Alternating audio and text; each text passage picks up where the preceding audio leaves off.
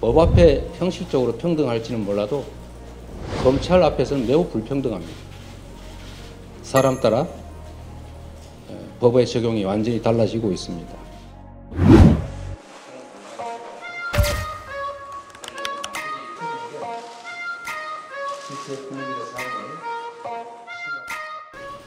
정치개혁에도 많은 말씀을 해주셨지만 저는 국회의원의 특권 얘기도 중요하지만 상응하는 대통령의 소추권에 대해서도 같은 차원에서 접근해야 된다고 생각합니다.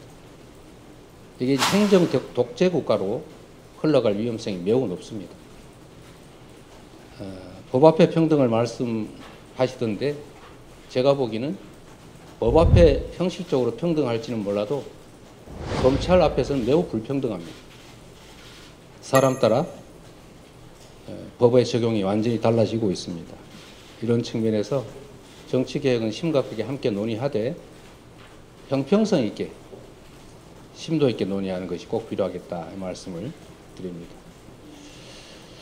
특히 최근에 계엄 얘기가 자꾸 얘기되고 있고 종전에 만들어졌던 계엄안에 보면 계엄 해제를 국회가 요구하는 것을 막기 위해서 국회의원들을 계엄 선포와 동시에 체포 구금하겠다라는 그런 계획을 꾸몄다는 얘기도 있습니다.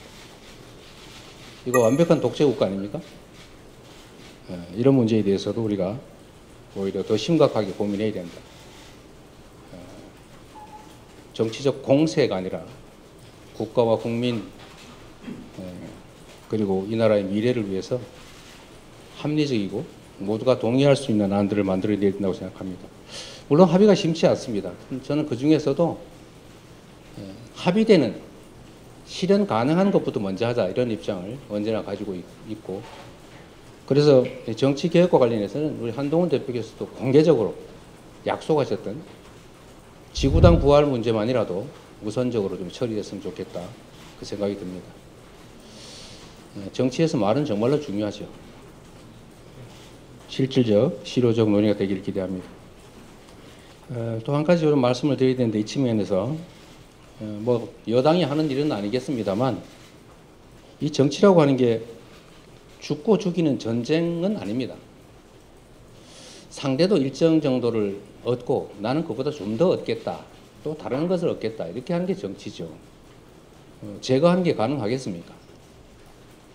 그런데 최근에 이 전 정권에 대한 정치 보복이라고 볼 수 있는 그런 과도한 조치가 좀 많아지는 것 같습니다. 이런 것들이 결코 실정이나 또는 정치의 실패를 덮지는 못한다라는 말씀 드립니다. 지난 본회의에서 여야 합의를 통해 전세사기 특별법 같은 민생법안 처리가 됐습니다. 숨통이 좀 트였습니다.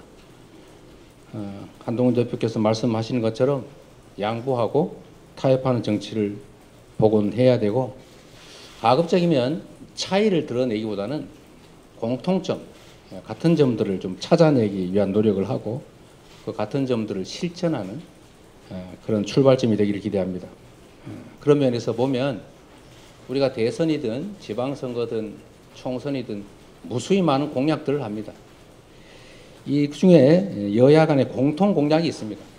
이 공통 공약들을 합의해서 처리를 하는 게 어떻겠냐 제가 계속 제안했는데 지금까지는 진척이 없습니다.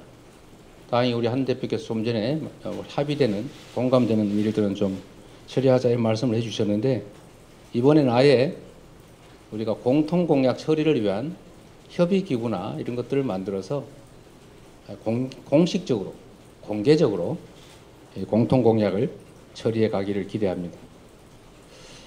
우리 한동훈 대표께서 이런 말씀하셨다고 합니다.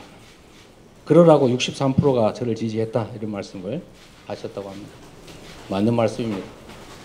정치는 국민의 뜻에 따르는 것이 대입니다. 그 국민의 의사를 존중하는 것 그게 가장 정치의 근본 아닌가 싶은 생각이 듭니다. 국민들의 선택의 무게를 잘 이해하시고 존중하는 말씀으로 생각합니다. 또 하나 기대되는 것은 내가 내는 대안만이 유일한 정답은 아니다. 더 좋은 대안이 있으면 좋겠다 이런 말씀하셨다고 합니다. 정말로 옳은 태도십니다. 다름의 가치를 인정하는 겸손일 수도 있고 내가 틀릴 수도 있다는 것을 인정하는 용기일 수도 있고 대안을 찾아내기 위한 능력일 수도 있습니다.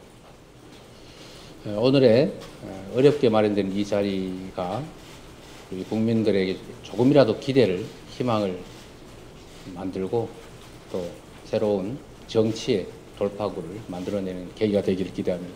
고맙습니다.